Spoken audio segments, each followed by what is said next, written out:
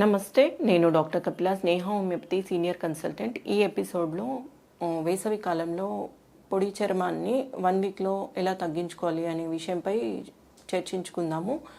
సాధారణంగా పొడి చర్మము మనకి సమ్మర్లో డిహైడ్రేట్ కండిషన్ వల్ల మరియు వాటర్ తక్కువ తీసుకోవడం వల్ల మరియు మనకి బలహీనత వల్ల కూడా అయ్యి ఉండొచ్చు. ఎక్కువ ఇన్ఫెక్షన్స్, రికరెంట్గా ఇన్ఫెక్షన్స్ వస్తున్నందుకు కూడా అయ్యి ఉండొచ్చు. సో దీనికి మనము డైలీ రోజువారీ 3 లీటర్ల నీళ్ళు తీసుకోవడం వల్ల డిహైడ్రేషన్ని కంపెన్సేట్ చేయొచ్చు.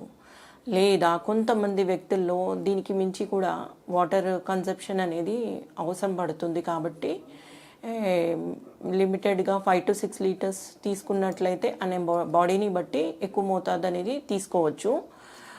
మరియు మనము స్నానం చేస్తున్నప్పుడు వాటర్తో స్నానం చేస్తూ మైల్డ్ సోప్స్ వాడడం చాలా ఇంపార్టెంట్ అండి.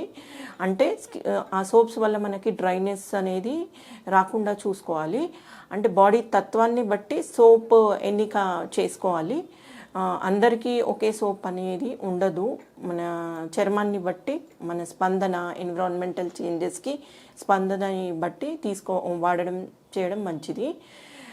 స్నానం చేసిన వెంటనే మనము మాయిశ్చరైజర్ అప్లై చేసుకున్నట్లయితే స్కిన్ డ్రైగా ఉండదు.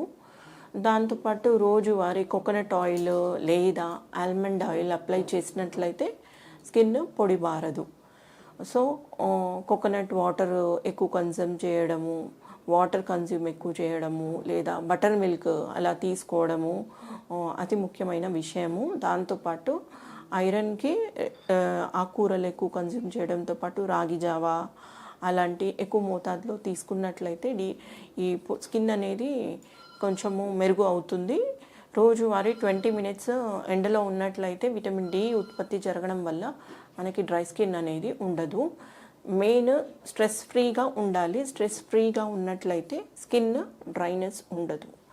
దాంతోపాటు మన హోమియోపతి ట్రీట్మెంట్లో బ్రయోనియా, క్యాల్కేరియా సల్ఫ్, పెట్రోలియం లాంటి మెడిసిన్స్తో పాటు కాన్స్టిట్యూషనల్ మెడిసిన్ ఇవ్వడం జరుగుతుంది. ధన్యవాదాలు.